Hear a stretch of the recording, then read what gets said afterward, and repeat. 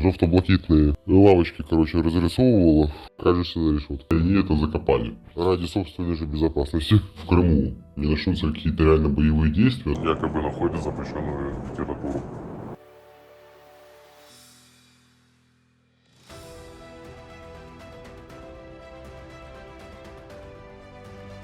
Верили в Пригожина очень сильно, не доверились. Особо надежд не питают на то, что что-то здесь поменяется. Работают, все работают в таком режиме. Кто-то занимается большим бизнесом. Нормально работают, склады полные. Нет такого, что там работают одним днем. Бывает иногда там кто-то что-то расклеит, там, я не помню, что-то там, по-моему, какая-то женщина в балаклаве там жовто-блакитные лавочки, короче, разрисовывала. Ну что-то кто-то где-то там наклеит, или там песню какую-то неправильную там слушать будет. Такое лучше не афишировать, потому что, скорее всего, окажешься за решеткой. Ну а с людьми на улице ты на эту тему опять же не поговоришь, потому что, ну, во-первых, столько чеддикера.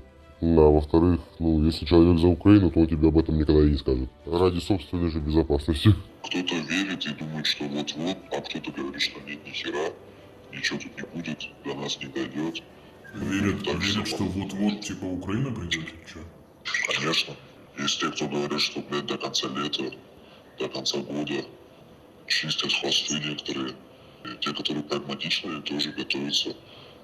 Даже, например, там жестко пророссийские, например, там недвижимость продают. Сами уже такие есть, которые, ну, у которых здесь оснований не будет оставаться. Когда ВСУ подойдут к Крыму, эти ждуны, типа, будут их диверсантами здесь.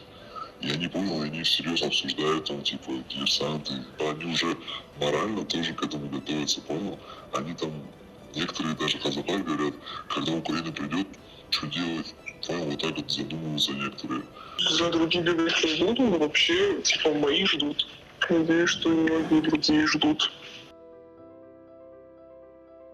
Я взагалі в Сімферополі живу. Моря тут немає. Складно щось сказати про сезон.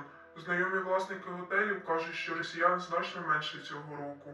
Зараз розпал сезону, але номери пусті і більшість відпочиваючих місцеві. Такого дуже давно не було. Зазвичай вони бронюють усе заздалегідь. На пляжах теж відносно пусто, можливо після підриву гідроелектростанції бояться заходити у воду. Сезона нет в вашей стороне особенно. На ЮБК чуть-чуть повеселее, но все равно хреново. Было затишье в отелях.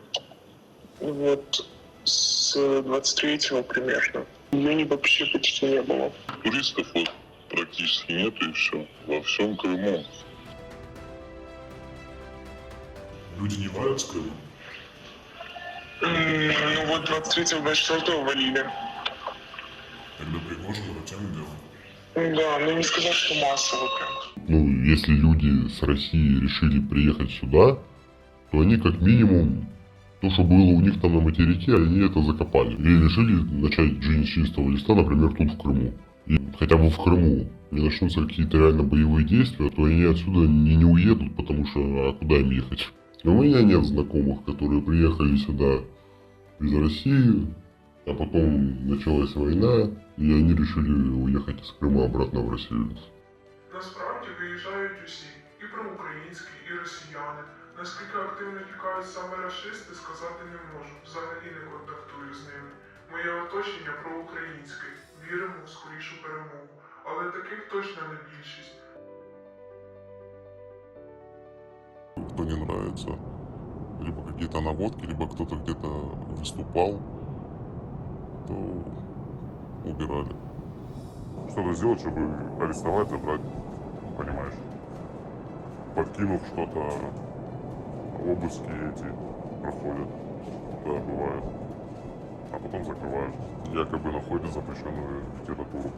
Где-то засветился, где-то что-то не то сказал, там много повода не нужно.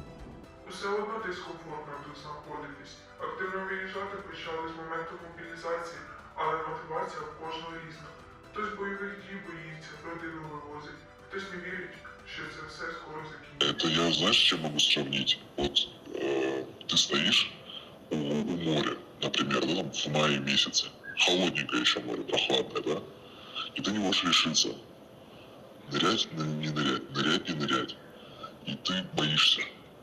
А когда ты уже в море зайдешь, 3 минуты там постоишь, ты привыкнешь к этой температуре воды, и тебе станет легче, и ты уже нормально, и ты дальше будешь нырять и нырять. И вот я это могу сравнить с тем, что когда ты вне, тебе стрёмно, а когда ты тут, ты привыкаешь и уже нормально. Да по-любому боятся. А те, кто говорят, что не боятся, те ссутся еще больше. В основном так, на улицах ничего не заметно. Все как живут, так и живут.